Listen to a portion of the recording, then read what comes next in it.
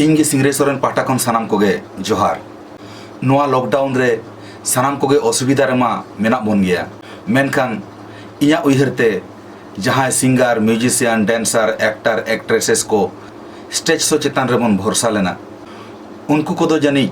आरहों बढ़ती असुविधा रे मेना बोना तो ठीक उनका के आबो तालार मिड म्यूजिशियन से ऑर्गन प्लेयर नारायण हेम्ब्रम तुरुई चांदोगान लहारे मिड रोड एक्सीडेंट रे डांडा रे जखम लेनाय ओना हसु दोहड़ा बढ़ती आकान ताया और ओना धोड़सते हड़मो रे आयमा आनाट सिरजेव आकाना ट्रीटमेंट मा चलाक काना मेनखान टाका पैसा रना अभाव ते नापाय ट्रीटमेंट दो बांग हुई दाड़े कावा ओनाते आबो सानाम आदिवासी सांताल आर्टिस्ट को नेहरा बोना नोंकान आनाट बेड़ा रे हों जहां जुदी बोन दाड़ेया जहां तिना गे कौडी गड़ो सपोहद एम काते नारायण हेम्ब्रम बाबू बोन बेस रुवाड़िया और ओना सावते जहां बया मिसी को नारायण हेम्ब्रम बाबुआ ऑर्गन रूपे कुसिया से आज पे भगिया से आज रिन फैन काना पे आपे हो आजा ट्रीटमेंट लगी कौडी गड़ो सपोहद पे एम दाड़े ताबोना मा एनखान नोआ वीडियो रेना डिस्क्रिप्शन बॉक्स रे आजा बैंक अकाउंट ना डिटेल्स एम ताहेना ओना रे भेजाय ताबोन पे और ओना बैंक अकाउंट दो आजा न्यूतुम रे गे मेना और जहां जुदी आज इदी कते बडाय सनाय पे खान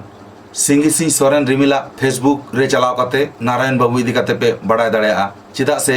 नारायण हेम्ब्रम दो आजा सोशल मीडिया रे नितो एक्टिव बनु अकादेया सिंगी सिंह सोरेन बाबू तिकिन दो नितो नारायण बाबू सावरे मेना किना से उनकिना सुर सुपुर रे मेना किना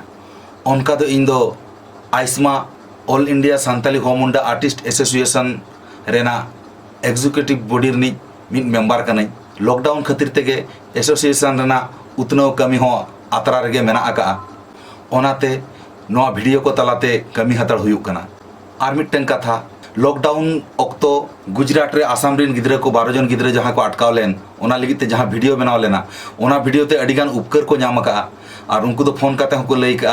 जे आले सफिशिएंट टाका पैसा ले नाम का और ओना साथे आर मिटन